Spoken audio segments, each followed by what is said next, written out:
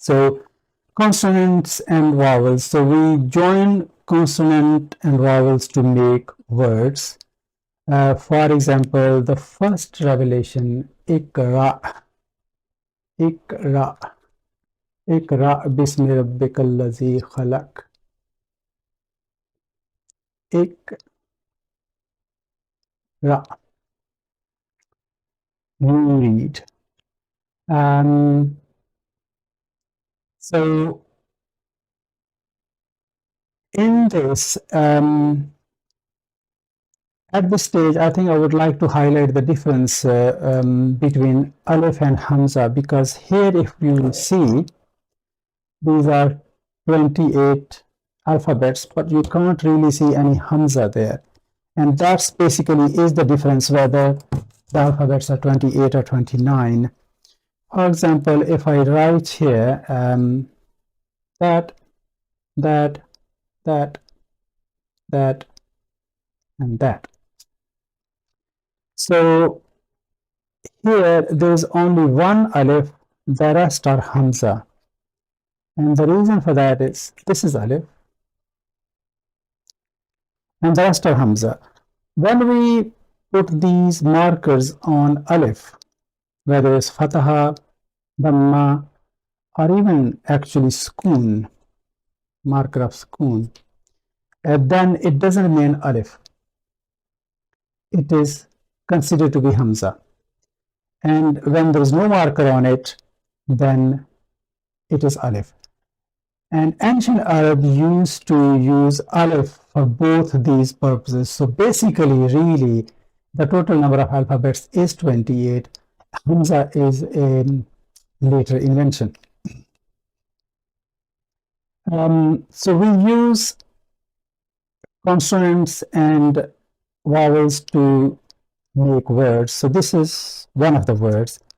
And another word, if I write insan, human,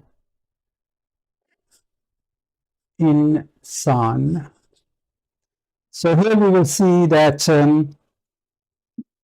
this is what looks like Aleph is actually Hamza because it has got this marker of Kasra on it. And here on this Aleph, there is no marker. So this is Hamza, this is Aleph. Another word, Kitab, Kitab, a book. So there is no marker on this Aleph here. So this is Aleph, this is not Hamza, and there is no Hamza in this word. Another easy way to make out whether a word will have a Hamza or Aleph, then we write insan without, for example, without these vowels. So insan, so Aleph never comes at the beginning of a word. It will be in the middle or the end of a word. So if you see something like Aleph at the beginning of a word, it will always be Hamza.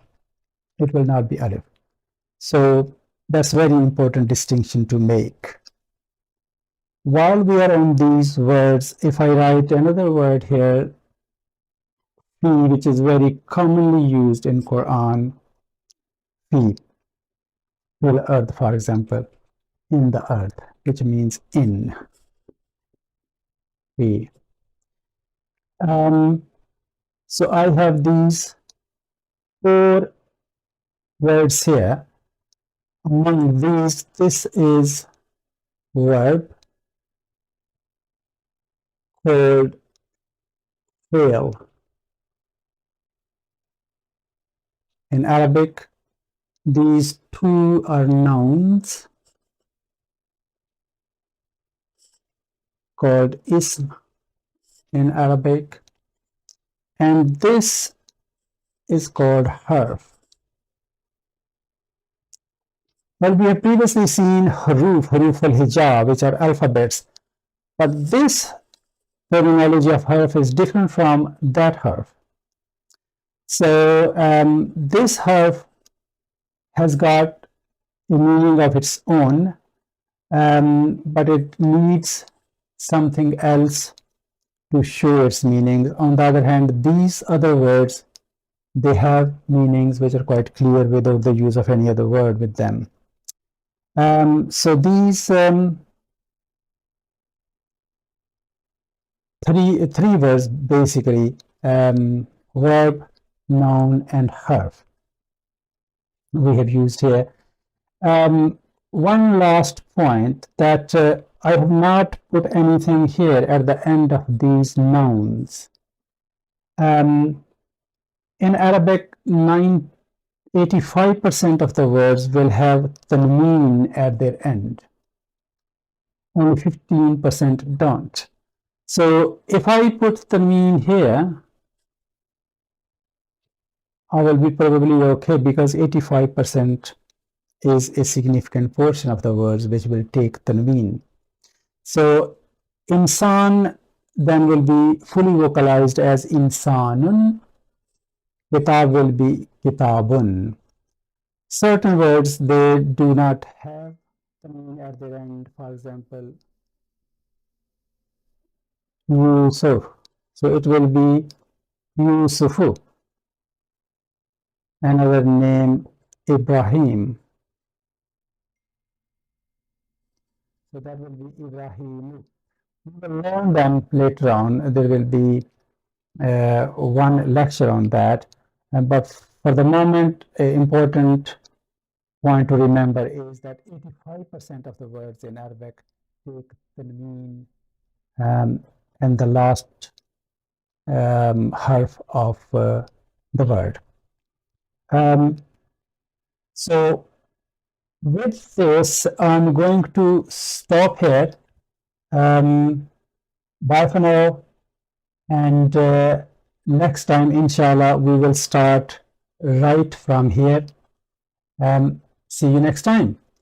Subhanak Allahumma wa bihamdika ashhadu an la ilaha illa anta astaghfiruka wa atubu ilaik.